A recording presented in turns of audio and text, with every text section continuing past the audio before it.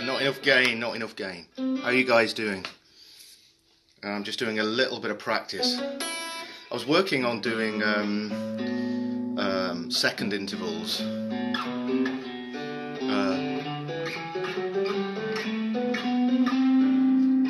They sound beautiful, man.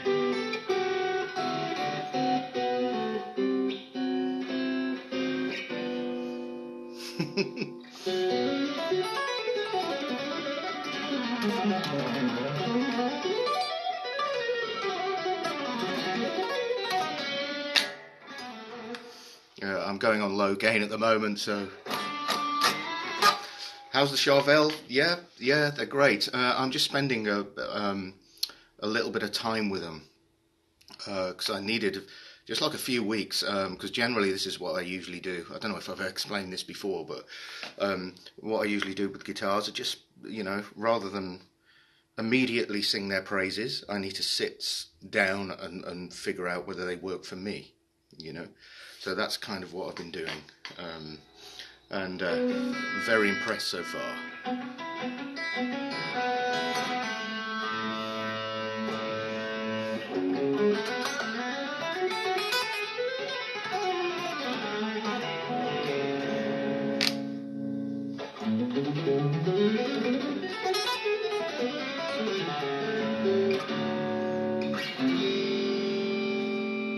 Any decent questions there? I'm using the same pick that I've been using for a long time, and I get this question a lot. I'm using the old Andy James signature pick because he gave me a bunch of them a couple of years ago, and because I'm such a lazy git, I never investigate stuff like that. So I'm just like, I've got a pile of them. I'll just keep using them until they're all worn out. Yeah. So hope that makes sense.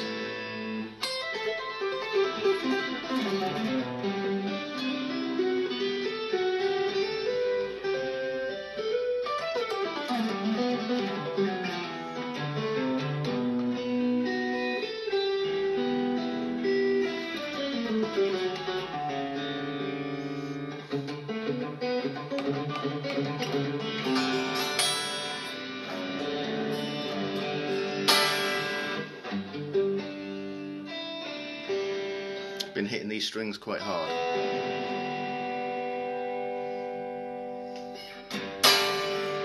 Whoops. Muted legato, of course. One of the key things with muted legato is do not turn the gain all the way up, because you're not going to be able to get that fluidity. So I find that using low gain works great.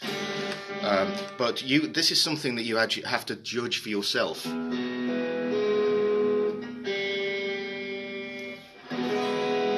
Okay. Also, you've got to choose which pickup you want to use. So I usually put my volume on. It depends.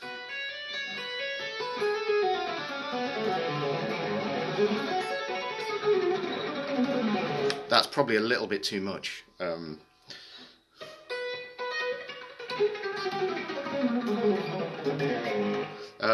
That's kind of a bit more in the right ballpark. Probably a bit too much there.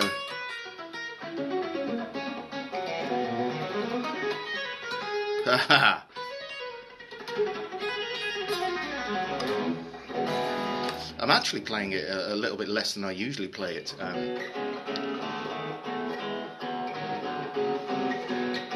I used to do it all the time, but I'm not doing it anywhere near as much these days.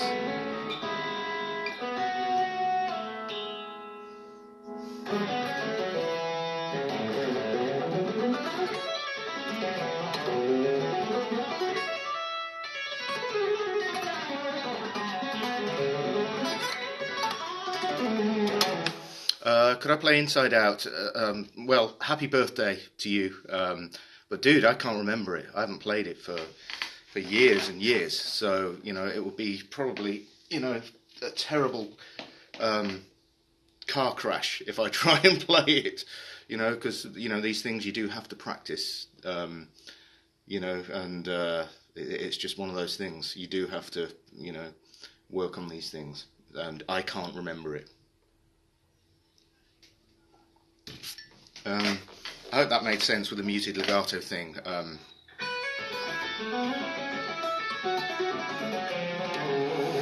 kind of sound like shit at it at the moment, but who cares? Who cares?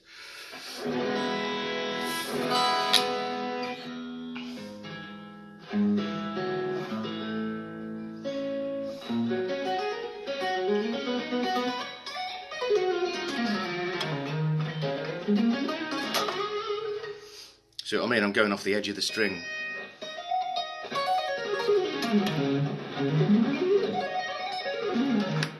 Okay.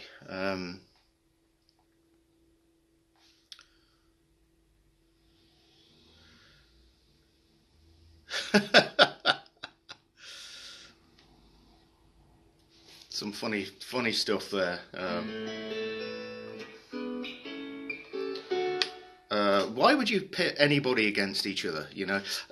I know this is a public forum and people can say who do you prefer? What is your favourite player, Tosin Abasi or Guthrie? I think they both have something different to offer. So I enjoy both of those guys playing totally.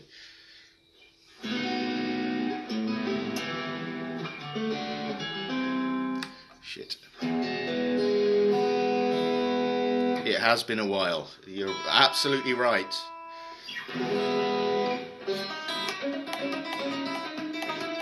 Here I go on the second intervals.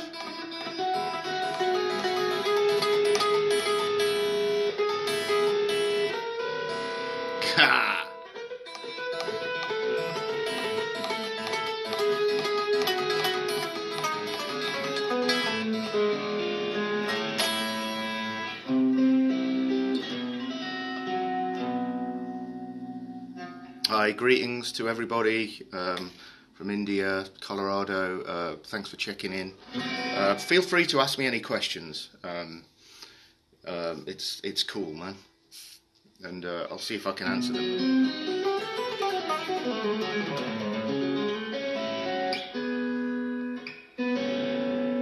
Is there a riff which I wish I would have written? If so, maybe top three. I love guitar playing and I love riffs. I'm a huge fan of the second Extreme album, Pornograffiti. And I think some of the riffs there are just genuinely just incredible. There's specific moments within that album that I'm just like, Jesus Christ. It's one of the only albums that I actually do the usual stand in a mirror and pretend that I'm playing it. And I love it. Like if you listen to the ending of It's a Monster, that riff, right at the end of the song, it's amazing. It really is wonderful. So I love that. But, as most of you guys know, I listen to classical music a lot. And,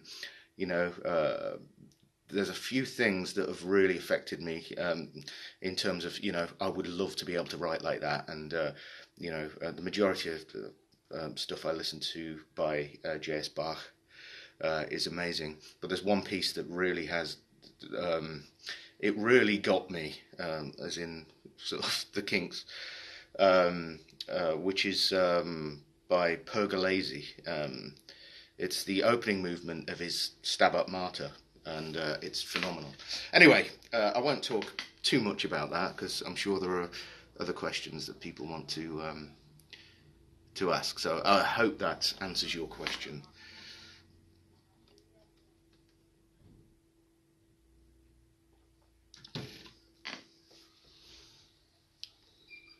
Yeah, the Allegro, the 998 Allegro, is bloody difficult.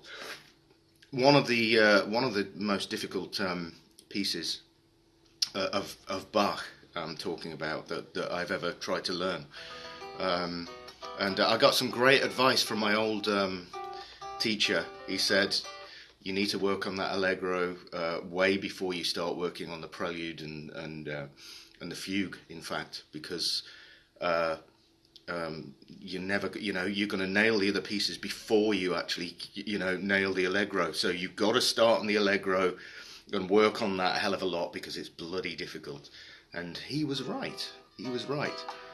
So that's one of my old teachers from music school, David Miller, absolutely phenomenal musician.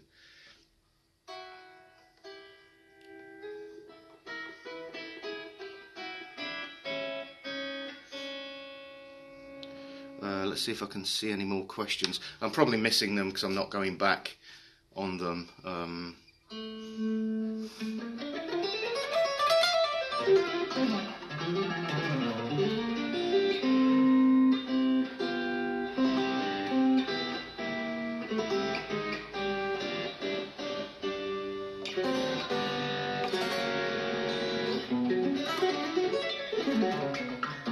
Oops.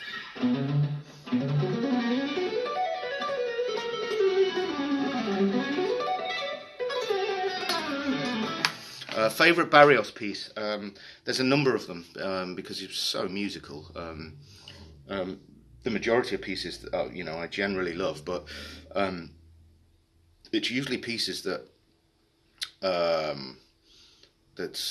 have just that emotive side to it. There's loads of them, and I think there are too many.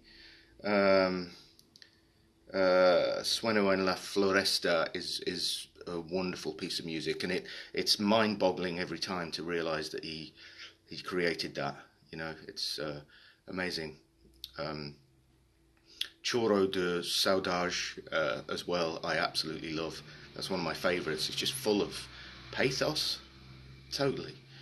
I love it. But there's loads of others, loads of others. I'm out of tune again. Ask me questions, man.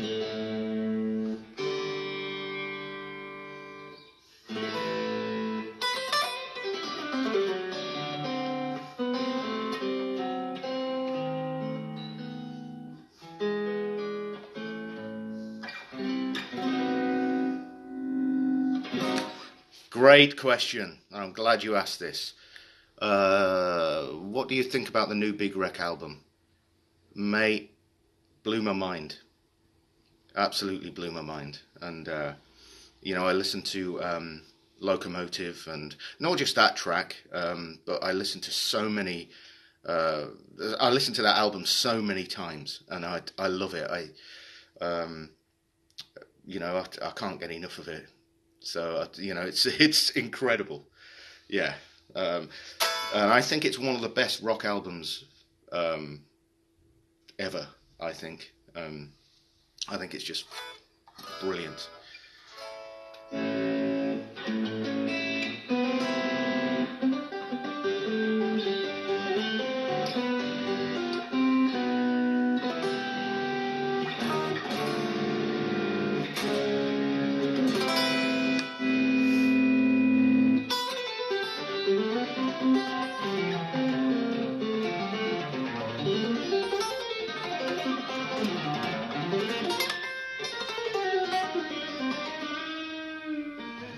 Still can't get my bending right, for Christ's sake.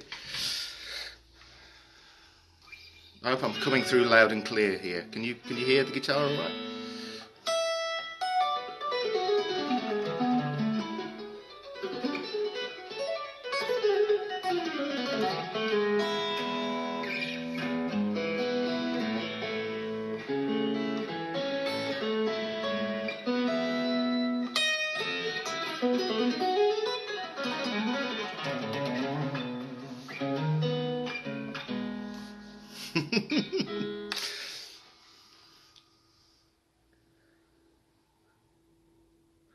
No, this is not the same guitar. This is not the same guitar. The guitar I used for the cover of Satch's Time was an RG560. Um, and I still have it, but it needs some work doing on it because, like a moron, I ballsed it up. So it needs some work. But I still have that guitar. But this happens to be a very, very similar shade of grey. That's, I guess, how close the connection is there.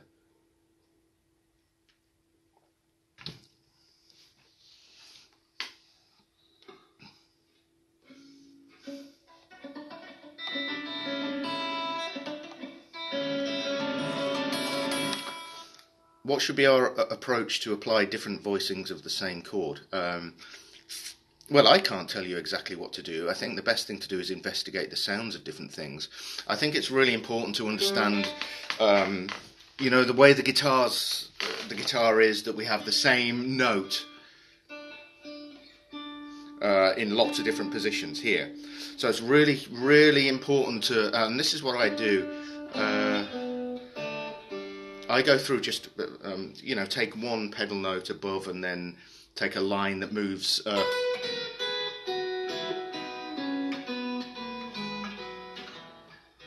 That kind of thing, just to really get a feel for the sound of everything, the way that things work. Because there's loads of different places that you can play these notes to get a completely different sound on the instrument. And, pianists do not have that luxury, You get one note, bang, that's where it is. On the guitar, we have the beauty of creating different sounds, and it's a wonderful instrument, but it's also perplexing at times because there are so many different options with playing the same thing, Can you show us your string action? You once said it wasn't low at all. It's not low. I generally am very uncomfortable with low action. But, sometimes it's okay. I don't know if you can see. I've done this a million times before. That's my action. You see it? Probably bog standard, normal action. So it's not low, but it's not high either. Does that answer your question?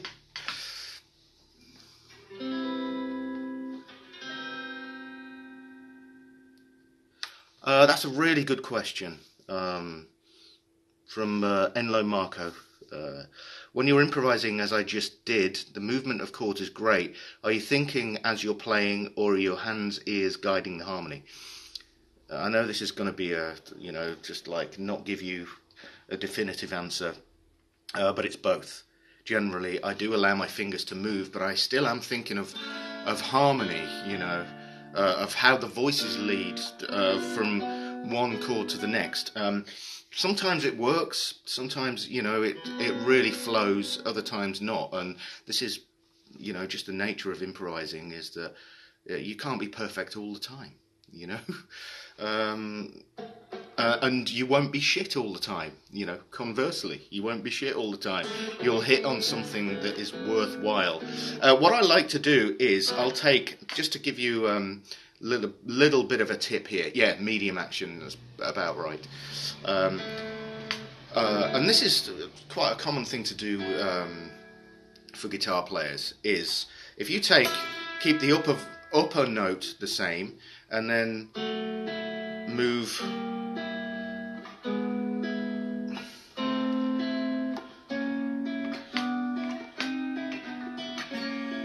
that kind of thing, that creates a great sound.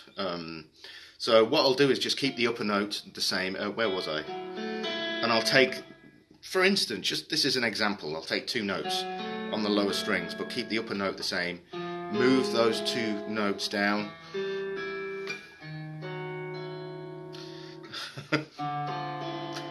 see, each one gives you a different voicing. You can do it instead of with a minor third interval, you can do it with a major third. So let's move it up to make it a little bit more comfortable for me. So what we're going to do is just keep this note here, but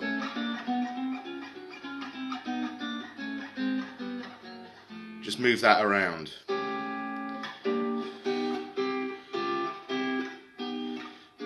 Whoops. Listen to all of those chords, and it's important as well to sit and listen to them instead of just blasting through them.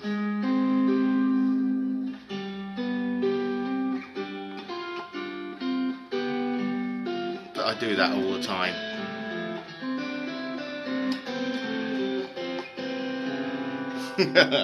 Sometimes balls up, just like I did then. Okay. Any more questions?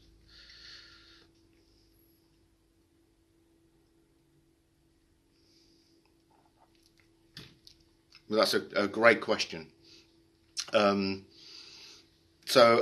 Just to reiterate on that, yes, sometimes I will think about, I will allow my fingers to just do it and stretch for the chords, but I am still aware of where I am harmonically, if that makes sense.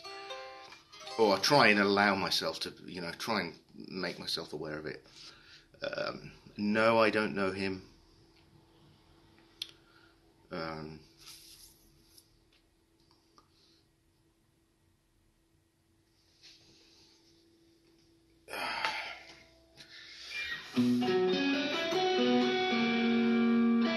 I do that all the time.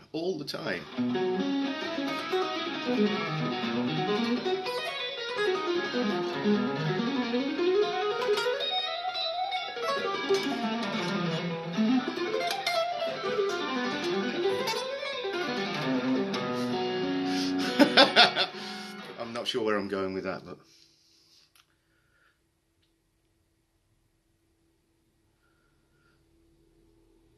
hello.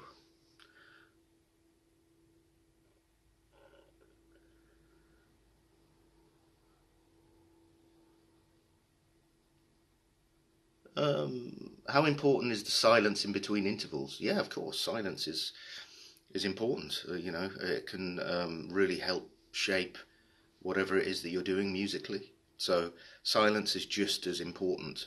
And I wouldn't put more importance on silence than the actual sound itself. I think it's just important to be expressive as a musician. So whether you use silence to convey your musical message to other people, or whether you use a million notes, it's all about personal expression.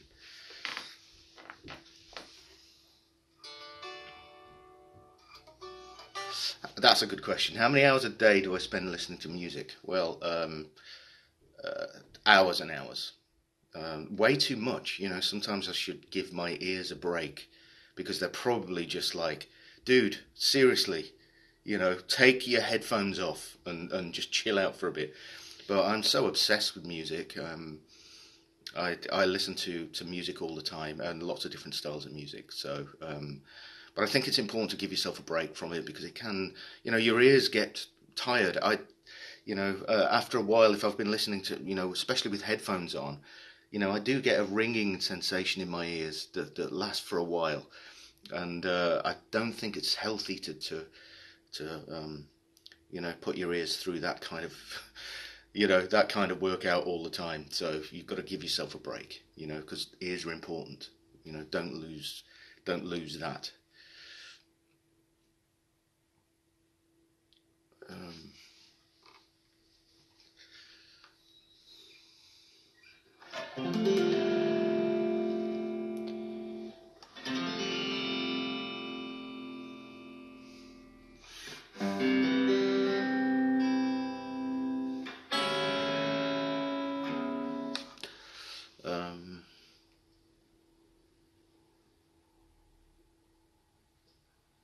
That's a good question, and I hope you're doing well, my man. Just been practicing partita from your economy picking series. How long did you spend figuring out the combination of hybrid picking? And I hope I got that question right. Years. absolutely years.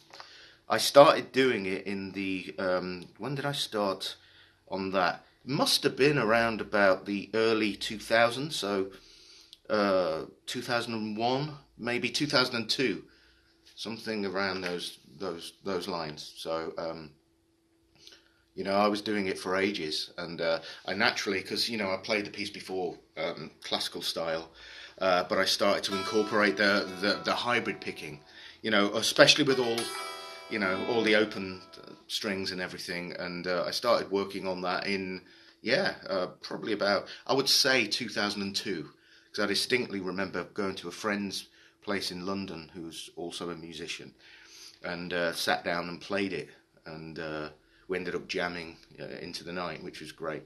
But that was around about 2002. So yeah, we're talking, a long, long time here. Anyway, thanks for the question, man.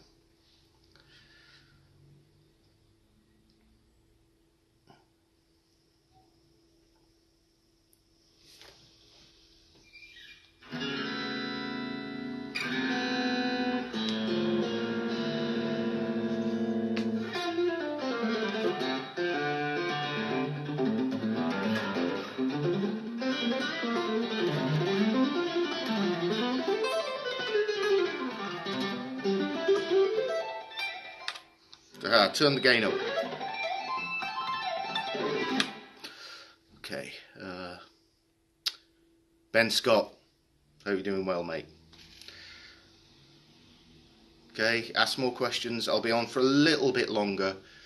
I haven't got a great deal of time, but I'll be on for a little bit longer, so feel free to ask any questions.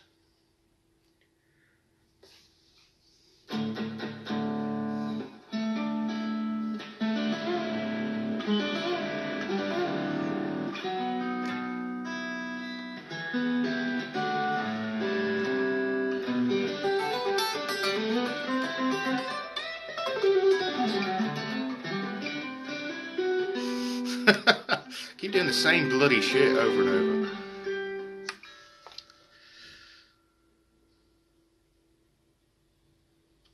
Ben Scott, I'll answer that. They're different. They're different. But I like them, man. But I still love the Ibanez. I've still got my Strats and everything. So I'm not going to change my playing anytime soon based upon a brand. I will just play, guitars that feel good. You know. But yeah, I'm pretty impressed, man. Pretty impressed.